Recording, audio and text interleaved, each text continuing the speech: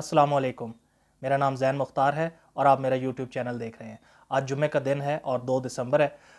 बड़ा interesting development हुई है कल रात को, उसी सिलसिले में आज हम इस सारी बात के ऊपर डिस्कस करेंगे। बिफ़ोर मैं व्लॉग में आगे चलूँ, आप लोगों से हमेशा मैं एक ही रिक्वेस्ट करता हूँ कि अगर आप लोगों को मेरी वीडियोज़ पसंद आती हैं तो आप इनको ज़रूर लाइक, सब्सक्राइब और शेयर कीजिएगा। अच्छा जी, तो मूव करते हैं कि कल रात को बड़ा ही एक धमाका खेज़ किस्म का इंटरव्यू दिया है चौधरी मोना सिलाई साहब ने। हम सब लोगों को पता है कि उनकी जो पाकिस्तान तहरीक इंसाफ के साथ जो दोस्ती है और जो वो टिल्ट करते हैं उसकी तरफ, वो बहुत ज़्यादा है। और हुआ कुछ इस तरीके से है कि कल महर बुखारी साहिबा को जो उन्होंने इंटरव्यू दिया है वो एक बड़ा बॉम्बशेल इंटरव्यू है। उसके अंदर जो 3-4 बड़ी-बड़ी बातें उन्होंने की हैं, मोटी बातें की हैं, उनको हम ज़रा थोड़ा सा डाइसेक्ट करेंगे और देखेंगे कि पीटीआई के पास अब इस जो नैरेटिव उन्होंने बनाया हुआ था, अब इसका जवाब क्या है। सबसे पहली तो चीज़ ये है कि मैं समझता हूँ कि ये इमरान खान साहब को इसका क्रेडिट जाना चाहिए। मैं समझता हूँ कि ये उन्होंने जो है ना, जिस तरह वो क्रिकेट की इस्तिलाह में कहते हैं कि वेरी वेल प्लेड, वो इस तरह के हमारे तो ताल्लुकात चलो इस्टेब्लिशमेंट से जिस तरह के चल रहे हैं या ख़राबी का जो बायस बनी चीज़ें हैं वो हैं तो हैं ही, लेकिन क्यों ना पीडीएम और जो इस्टेब्लिशमेंट के हालात जिस तरीके के अभी करंट हैं उनके अंदर किसी किस्म की दरार डाली जाए। ये मेरी एक सोच है और आई कुड बी रॉन्ग, लेकिन ये इस वजह से है क्योंकि आप इसको बड़ा क्लियरली अगर देखें इस इंटरव्यू के तनाज़ुर में जो मोना सिलाई ने दिया है, मोना सिलाई ने इसमें बड़ी क्लियरली कहा जी कि हम जो है वो खान साहब को हमने जो बातें बतानी थी वो हमने बता दी हुई हैं। गवर्नमेंट जो है वो उनकी तरफ से हमारे लिए एक गिफ्ट था और हम इसको उस वक्त तक ही रखेंगे जब तक खान साहब चाहेंगे। जब वो चाहेंगे हम असम्बलियाँ तहलील करने में ज़रा भी देर नहीं लगाएंगे। लेकिन खान साहब को मैं इस चीज़ का क्रेडिट किस तरीके से दे रहा हूँ, मैं ये बात बड़ी पहले से अपने व्लॉग्स में भी करता आ रहा हूँ कि अगर खान साहब को कोई जो है वो लेफ़्ट आउट करना चाह रहा था और खान साहब को समझता था कि उनकी पॉलिटिक्स जो है वो बड़ी मतलब इमोशंस के ऊपर बेस्ड है, तो ऐसा नहीं है। खान साहब इन सारे जो अपोजिशन पार्टीज़ जो उनकी हैं उनके साथ सियासत करते करते खान साहब भी उतने ही कनिंग, उतने ही चालाक और श्रूड हो गए हैं। वो किस तरीके से, वो इस तरह कि खान साहब ने अपनी तरफ से जब देख लिया कि उनके पास तमाम जो पत्ते थे वो उन्होंने फेंक दिए और अब उनके पास नेक्स्ट कोई चाल चलने वाली अपेरेंटली नहीं थी, तो उन्होंने कहा कि चलें जो पास्ट की, जो रिसेंट पास्ट की चीज़ें, माजी करीब की जो चीज़ें हैं उनको सामने लाया जाए और उनको लाकर कोई नई जो है रिफ्ट क्रिएट की जाए। क्योंकि अभी अभी आपको पता है कि मिलिट्री इस्टेब्लिशमेंट जो है वो चेंज हुई है, ISPR के DG भी चेंज हो रहे हैं, नए आर्मी चीफ साहब हैं। तो इन सारी चीज़ों के दरमियान ये खान साहब की एक बड़ी अच्छी चाल हो सकती है। आने वाले दिनों में इसके ऊपर पता चलेगा कि किस तरह की डेवलपमेंट होती है। क्योंकि आप देखें मोना सिलाई ने जो बातें कही हैं उसमें एक बात तो सबसे इंपॉर्टेंट ये है कि जब बात आ रही थी वोट ऑफ नो कॉन्फिडेंस के बाद पंजाब की वज़ीर आला की, तो उसमें एक दफ़ा जरदारी साहब और पीडीएम वाले जो हैं ये सब लोग गए, इनकी ऑफ़र गई और दूसरी तरफ से इमरान खान साहब की ऑफ़र गई। तो मोना सिलाई ने बड़ा क्लियरली इस बात को कहा कि हमें जनरल बाजवा साहब ने कहा कि आप लोग इमरान खान की तरफ हो जाएं। अब ये बात इसलिए इंपॉर्टेंट है यहाँ पर कि उस वक्त तक इमरान खान साहब की फेडरल गवर्नमेंट ख़त्म हो चुकी थी, इसके बावजूद इस्टेब्लिशमेंट खान साहब को फेवर दे रही थी। तो ये एक चीज़ है कि खान साहब ने ये एक जो चीज़ प्ले की। अब लेट्स सी कि ये किस तरीके से इसके जो है रिजल्ट्स आते हैं। फिर उसके बाद जो खान साहब के पॉलिटिक्स से रिलेटेड जो मोना सिलाई की कल का जो इंटरव्यू है उसके अंदर जो छोटी छोटी चीज़ें जो सब लोगों ने पिकअप की हैं, सब उसके ऊपर बात कर रहे हैं। मैं 2-3 चीज़ें जो है उनको हाईलाइट करना चाहता हूँ। इस इंटरव्यू से 2 चीज़ें सामने आती हैं। एक सबके लिए बड़ी ऑब्वियस सी चीज़ है और हमेशा से वो सामने रही है और वो ये है कि पाकिस्तान मुस्लिम लीग काफ जो है या चौधरी बरादरान की जो सियासत है वो हमेशा से इस्टेब्लिशमेंट के मतलब है साथ अलाइंड रही है। और वो जो लोग उनको कहते हैं कि जी इस्टेब्लिशमेंट के लोग हैं, तो इसमें कोई शक नहीं, कल उन्होंने इस चीज़ का बरमला इजहार भी किया और इस चीज़ को एक्सेप्ट भी किया ऑन स्टेट टेलीविजन। फिर उसके बाद दूसरी चीज़ ये हो गई कि सिंस अब पीडीएम की सेंट्रल गवर्नमेंट है तो मोना सलाई ने इस बात को भी प्ले करने की कोशिश की कि किसी तरीके से जो जो इस्टेब्लिशमेंट और पीडीएम, मतलब on the face of it ऐसे लगता है कि वो एक पेज पे है, इनके दरमियान भी थोड़ी सी रिफ्ट डाली जाए। अब ये किस तरीके से चीज़ें चलेंगी, देखें जनरल बाजवा की मौजूदगी के अंदर उनके लास्ट डेज में किस तरीके से पीटीआई वाले उनको मुखातिब कर रहे थे और उनकी पॉलिसी से रिलेटेड बातचीत कर रहे थे, वो हमारे सामने है। इसके साथ साथ अगर देखा जाए तो परवेज़ इलाही साहब ने उनके ऊपर किसी किस्म का कोई क्रिटिसिज्म नहीं किया। और कल भी जो बात अपने इंटरव्यू में मोना सिलाही ने की, उन्होंने यही कहा कि मैं तो इस बात को मानता ही नहीं हूं कि बाजवा साहब मुल्क के गद्दार हो सकते हैं या उन्होंने पीटीआई का साथ नहीं दिया। उन्होंने तो हमें तब भी पीटीआई की तरफ जाने का कहा जब ये दोनों तरफ से ऑफर्स आई थी। अब इसका जो नेक्स्ट स्टेप है वो बड़ा इंपॉर्टेंट और बड़ा दिलचस्प होगा। वो इसलिए कि पीटीआई ने तो एक बयानिया बनाया हुआ है और बयानिया ये है कि इस्टेब्लिशमेंट हमारे खिलाफ है, इस्टेब्लिशमेंट ने हमें मतलब है साथ हमारा नहीं दिया। भाई अगर इस्टेब्लिशमेंट आपके खिलाफ है या बाजवा साहब आपके खिलाफ थे तो फिर किस तरीके से वो पंजाब में मुस्लिम लीग काफ को आपकी तरफ आने को कह रहे थे और उनके कहने के ऊपर ही आप आए।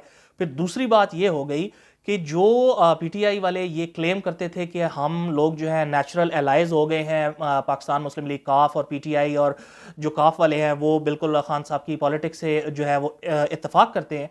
भाई ऐसा तो बिल्कुल भी नहीं है। कल बरमला इजहार भी किया और इस चीज़ को मान भी लिया मोना सलाई ने कि हमें कहा गया था, तब हम पीटीआई की तरफ आए। जस्ट इमेजिन कि अगर उनको ये कहा जाता कि वो दूसरी तरफ चले जाएं तो फिर पीटीआई आज कहाँ खड़ी होती। तब शायद पीटीआई वालों का ये कहना जो आज वो ये कह रहे हैं सही होता। बहरहाल इन सारी चीज़ों को भी देखेंगे कि आगे आने वाले दिनों के अंदर मजीद इसके ऊपर क्या डेवलपमेंट होती है, किस तरीके से पीटीआई और काफ वाले जो हैं ये आपस में मिलकर चलते हैं। क्योंकि काफ ने एक बड़ी इंपॉर्टेंट बात जो है वो सामने रखी है इमरान खान साहब के साथ, जो कल मुलाकात हुई है उसमें परवेज़ लाई और मोना सलाई की, और उस चीज़ का इज़हार उन्होंने अपने इंटरव्यू में भी किया। उन्होंने ये कहा जी कि हम ये चाहते हैं कि नेक्स्ट बजट हम पेश करें। अब ये एक बड़ी इंपॉर्टेंट चीज़ है क्योंकि कल और परसों के दिन में पिछले 2 दिनों के अंदर जो एक चीज़ सामने आई वो ये थी कि शायद जो असम्बलियाँ तहलील करने की जो डेट है वो 20 दिसंबर तक एक्सटेंड की जाएगी। 20 दिसंबर वाली बात तो शायद बीच में ही रह गई, लेकिन अब बात ये है कि जो सबसे बड़ा एलाय जिसके वोट से पाकिस्तान तहरीक इंसाफ की हुकूमत कायम है पंजाब के अंदर, वो ये कह रहा है कि हमें नेक्स्ट बजट देना चाहिए। अब नेक्स्ट बजट देने का मतलब 2 तरीके से है। जो एक लोकल पॉलिटिक्स है पंजाब की हद तक, उसमें ये होगा कि पाकिस्तान मुस्लिम लीग काफ जो है वो अपने एमपीएस के थ्रू लोगों के अंदर जाएगी, लोगों को फंड्स जारी किए जाएंगे, तरक्याती काम होंगे। जो आज उनकी 10 सीटें हैं उनकी कोशिश होगी कि ये 10 से 20 या इससे भी ज़्यादा सीट्स हों नेक्स्ट आने वाले इलेक्शंस में। मेरे नज़दीक, आई कुड बी रॉन्ग, लेकिन पाकिस्तान मुस्लिम लीग काफ जो है वो पंजाब की एमक्यूएम बन गई है। यानी ये अपने आप को इतने नंबर्स में रखना चाहते हैं कि हर आने वाले दौर में जो भी गवर्नमेंट कर रहा हो उसके लिए ये एक ज़रूरत बने रहें, और यही तरीका कार होगा इनका आगे आने वाले जो पॉलिटिकल हालात होंगे पाकिस्तान के नेक्स्ट इलेक्शन या आगे अगले दौर में, तो उनको मनूवर करने का और मैनिपुलेट। उसके बाद जो एक चीज़ है वो ये है कि पीडीएम और ख़ास तौर पर पीडीएम का जो सबसे बड़ा रुकन यानी मेंबर पार्टी है वो है पाकिस्तान मुस्लिम लीग नून वालों के पास इस सारी चीज़ का क्या जवाब है। या जरदारी साहब कल से बड़े वोकल हैं, उन्होंने ये भी कहा कि हमारे पास परवेज़ इलाही के अलावा भी ऑप्शंस मौजूद हैं और खैबर पख्तूनख्वा के अंदर कुछ नाराज़ या गुमराह दोस्त हैं, उनको भी मनाने की ज़रूरत है। लेकिन मुस्लिम लीग नून का अभी तक खुलकर बयानिया सामने नहीं आया। सबसे बड़ी बात तो ये है कि ये मेरे नज़दीक जो मैं इन सारी चीज़ों को देख रहा हूँ और जिस तरीके से मुख्तलिफ तज्ज़िया निगार और पॉलिटिकल एनालिस्ट भी इस चीज़ को देख रहे हैं, शायद ये गेम जो अब है ये एक वेट एंड वॉच वाली और बड़ी पेशेंस वाली गेम है। क्योंकि नून का जो अब सबसे बड़ा एक ही चीज़ है जो रहती है उनके चेक लिस्ट में, और वो है कि किस तरीके से जो उनके सुप्रीमो हैं, जो पार्टी के हेड हैं मियाँ मोहम्मद नवाज शरीफ साहब, उनकी पाकिस्तान वापसी को ना सिर्फ यकीनी बनाया जाए बल्कि सेफ रिटर्न हो, और जो उनके ऊपर ताहयात पाबंदी है और जो उनके केसेस हैं उनका खात्मा हो। ऑलरेडी ये बात चल रही है बहुत सारी जगहों पे, फैसल वाडा के जो सुप्रीम कोर्ट का केस उनका चला और उसके बाद उनको जो फैसला आया उनके हक में आया और उनके ऊपर जो ताहयात पाबंदी थी वो ख़त्म की गई। तो इन्हीं चीज़ों को बेसिस बनाकर किस तरीके से सुप्रीम कोर्ट में जाया जाएगा और अपेरेंटली कोशिश की जाएगी कि मियाँ साहब के ऊपर से ये चीज़ें ख़त्म करवाई जाएँ। तब तक मुझे लगता है कि जो PMLN है वो ज़रा थोड़ा सेफ खेलेगी और थोड़ा सा बैक फुट पे रहेगी। एज सून उनके पास इस चीज़ की कोई गारंटी हो कि मियाँ साहब के लिए कोई ना कोई विंडो ऑफ अपॉर्चुनिटी जो है वो ओपन हो गई है, वो उसके साथ साथ अपनी जो पॉलिटिक्स होगी और स्टाइल ऑफ पॉलिटिक्स जो है उसको वो ज़रा थोड़ा सा एग्रेशन की तरफ लेके जाएंगे। मैं आज भी अपनी इस बात पर कायम हूँ कि पाकिस्तान मुस्लिम लीग नून हो या पीपल्स पार्टी हो, इनके पास पाकिस्तान तहरीक इंसाफ या इमरान खान साहब का पॉलिटिकल तोड़ या उनके नैरेटिव का तोड़ मौजूद नहीं है। और अगर उन्होंने इलेक्शंस में जाना है तो पीटीआई का जो बिल्टअप है, जो पिछले 8 महीने का मोमेंटम है, उसको काउंटर करने के लिए इनको ज़रूरी है कि कम से कम 5 से 6 माह की बड़ी तगड़ी किस्म की कैंपेन की जाए। जब तक ये कैंपेनिंग सिंध में तो इतना इशू नहीं है पीपल्स पार्टी को, लेकिन पाकिस्तान मुस्लिम लीग नून जो है इसको बड़ा काम करना पड़ेगा क्योंकि नून की अभी हुकूमत भी नहीं है पंजाब में। और नेक्स्ट इलेक्शन जो है, देखिए ये बात बहुत सारे लोगों को मतलब ये तनकीद जायज़ भी है कि पाकिस्तान की पॉलिटिक्स का महवर पंजाब रहता है, क्योंकि पंजाब की जो सीट्स हैं, पंजाब का जो सूबा है और जो रिप्रेजेंटेशन है वो बड़ा कलीदी किरदार अदा करती है नेशनल पॉलिटिक्स में भी। और जो कोई पंजाब में हुकूमत बनाता है मोस्ट प्रॉबेबली चांसेस यही होते हैं कि वो सेंटर में भी हुकूमत बनाएगा। बहरहाल इन इन इन सारी चीज़ों के ऊपर मज़ीद हम देखेंगे कि कल या परसों के अंदर, क्योंकि वीकेंड है, वीकेंड के ऊपर कोई ना कोई डेवलपमेंट ज़रूर होती है। अब देखते हैं कि पीडीएम की तरफ से, पीडीएम की जो मेजर लीडर्स हैं, जरदारी साहब हैं, शहबाज शरीफ साहब प्राइम मिनिस्टर हैं, मौलाना फजल रहमान हैं, उनकी तरफ से इस चीज़ का क्या जवाब आता है।